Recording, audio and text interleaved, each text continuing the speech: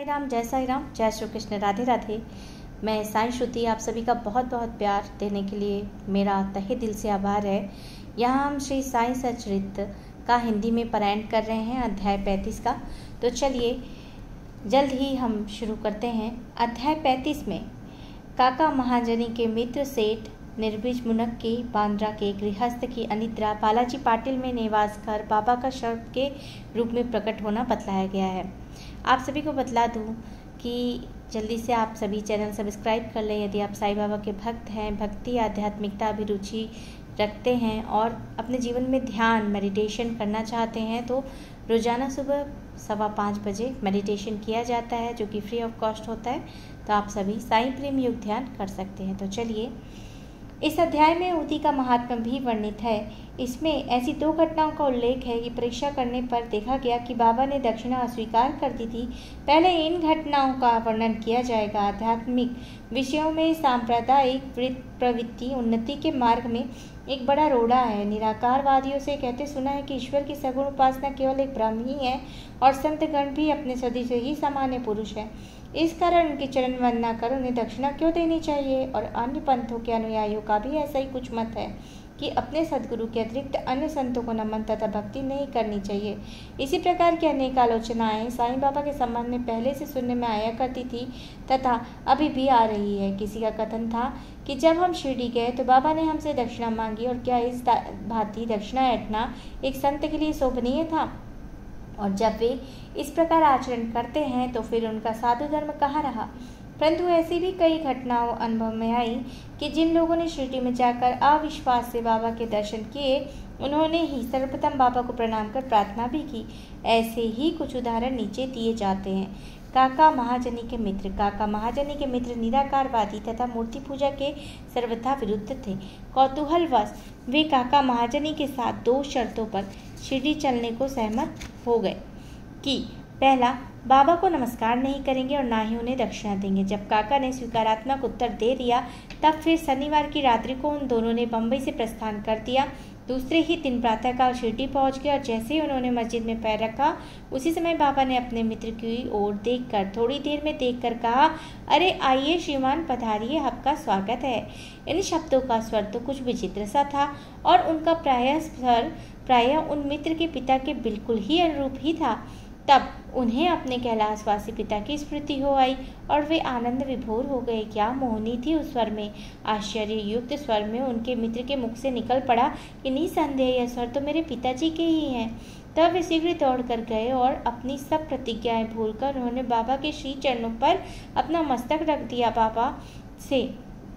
बाबा ने काका से तो दोपहर में तथा विदा लेते समय 2 बार दक्षिणा मांगी परंतु मित्र से एक शब्द भी ना कहा।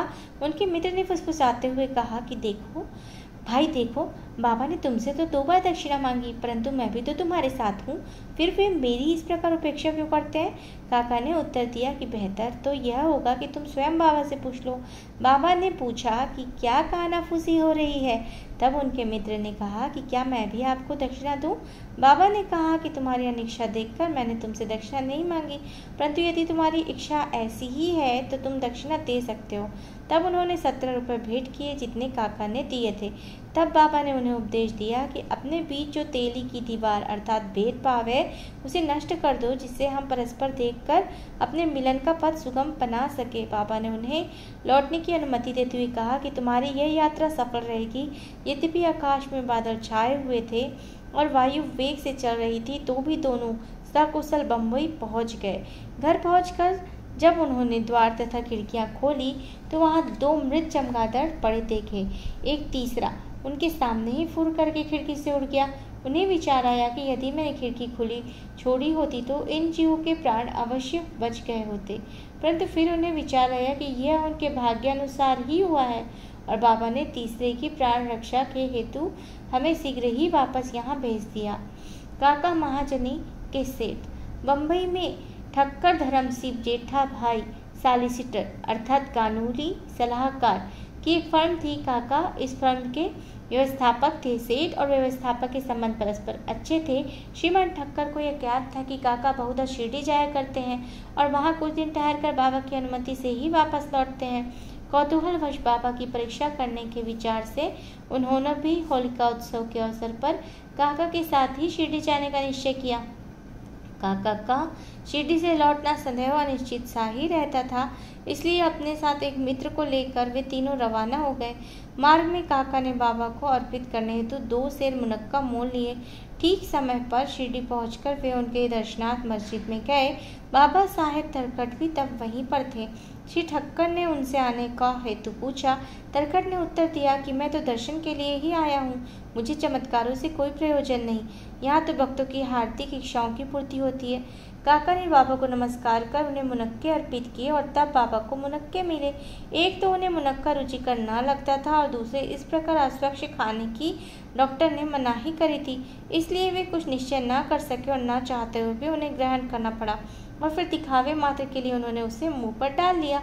अब समझ में नहीं आता था कि उन बीजों का क्या करें। मस्जिद की फर्श पर तो थूका ही नहीं जा सकता, इसलिए उन्होंने वे बीज अपनी इच्छा के विरुद्ध अपने खीसे पे डाल दिए और सोचने लगे, जब बाबा संत है तो यह बात उनसे कैसे आवेदित रह सकती कि मुझे मुनक्के नापसंद है, फिर क्या वे मुझे इसके लिए लाचार कर सकते हैं। जैसा ही यह विचार उनके मन में आया, बाबा ने उन्हें कुछ और मुनक्के दिए पर उन्होंने खाया नहीं और अपने हाथ में ले लिया। तब बाबा ने उन्हें खा लेने को कहा। उन्होंने आज्ञा का पालन किया और चबाने पर देखा कि वे सब निर्बीज हैं। वे चमत्कार की इच्छा रखते थे, इसलिए उन्हें देखने को मिल गया। उन्होंने सोचा कि बाबा समस्त विचारों को तुरंत जान लेते और मेरी इच्छा के अनुसार उन्होंने मुनक्कों को बीज रहित बना दिया। क्या अद्भुत शक्ति है इनमें। फिर शंका निवारणार्थ उन्होंने तरकट से, जो समीप ही बैठे हुए थे, जिन्हें थोड़े मुनक्के मिले थे, पूछा कि किस किस्म के मुनक्के मिले हैं तुम्हें। उत्तर मिला, अच्छे बीजों वाले। श्रीमान ठक्कर को तब और भी आश्चर्य किया कि यदि बाबा वास्तव में संत है तो अब सर्वप्रथम मुनक्के काका को ही दिए जाने चाहिए। इस विचार को जानकर बाबा ने कहा अब पुनः वितरण काका से आरंभ होना चाहिए। यह सब प्रमाण श्री ठक्कर के लिए पर्याप्त थे। फिर श्यामा ने बाबा से परिचय कराया कि आप ही काका के सेठ हैं। बाबा कहने लगे कि ये उनके सेठ कैसे हो सकते हैं, इनके सेठ तो बड़े विचित्र हैं। काका इस उत्तर से सहमत होकर अपना हट छोड़कर ठक्कर ने बाबा को प्रणाम किया और वाड़े पर लौट आए। मध्याह्न की आरती समाप्त होने के उपरांत वे बाबा से प्रस्थान करने की अनुमति प्राप्त करने के लिए मस्जिद में आए। श्यामा ने उनकी कुछ सिफारिश की। तब बाबा इस प्रकार बोले, एक सनकी मस्तिष्क वाला सभ्य पुरुष था जो स्वस्थ और धनी था। शारीरिक मानसिक व्यथाओं से मुक्त होने पर भी वह स्वतः ही अनावश्यक चिंताओं में डूबा रहता और व्यर्थ ही यहाँ वहाँ भटककर अशांत बना रहता था। कभी वह स्थिर कभी चिंतित रहता था। उसकी ऐसी स्थिति देखकर मुझे दया आ गई और मैंने उसे कहा कि कृपया अब आप अपना विश्वास इच्छित स्थान पर स्थिर कर ले और इस प्रकार व्यर्थ में भटकने का कोई लाभ नहीं। शीघ्र ही एक निर्दिष्ट स्थान चुन लो। इन शब्दों से ठक्कर की समझ में तुरंत आ गया कि सर्वथा यह मेरी ही कहानी है। उनकी इच्छा थी कि काका भी हमारे साथ लौटे। बाबा ने उनका ऐसा विचार जानकर काका को सेठ के साथ लौटने की अनुमति दे दी। किसी को विश्वास न था कि काका इतने शीघ्र शिरडी से प्रस्थान कर सकेंगे। इस प्रकार ठक्कर को बाबा द्वारा विचार जानने का एक और प्रमाण मिल गया। तब बाबा ने काका से 15 रुपये दक्षिणा मांगी और कहने लगे कि यदि मैं किसी से 1 रुपया दक्षिणा लेता हूँ तो उसका 10 गुना लौटाया करता हूँ। मैं किसी की कोई वस्तु बिना मूल्य नहीं लेता और ना तो प्रत्येक से मांगता ही हूँ। जिसकी ओर ईश्वर इंगित करते हैं उससे ही मांगता हूँ और जो गत जन्म का ऋणी होता है उसकी ही दक्षिणा स्वीकार हो जाती है। दानी देता है और भविष्य सुंदर उपज का बीजारोपण करता है। धन का उपयोग धर्मोपार्जन के निमित्त होना चाहिए। यदि धन व्यक्तिगत आवश्यकताओं में व्यय किया गया हो तो यह उसका दुरुपयोग है। यदि तुमने पूर्व जन्मों में दान नहीं लिया तो इस जन्म में पाने की आशा कैसे कर सकते हो।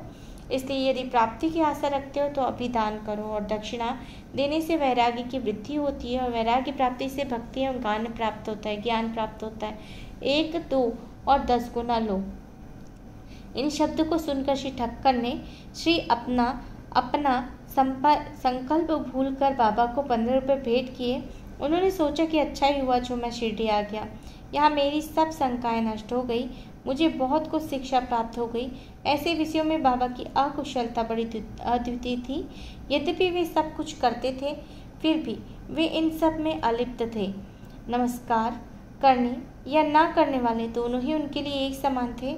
उन्होंने कभी किसी का अनादर नहीं किया। यदि भक्त उनका पूजा करते तो इससे उन्हें ना तो कोई प्रसन्नता होती और यदि कोई उपेक्षा करता तो ना ही कोई दुख।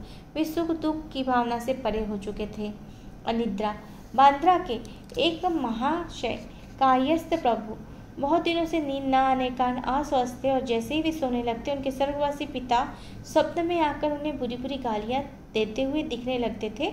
इससे उनकी निद्रा भंग हो जाती थी और वे रात्रि भर अशांति महसूस करते थे।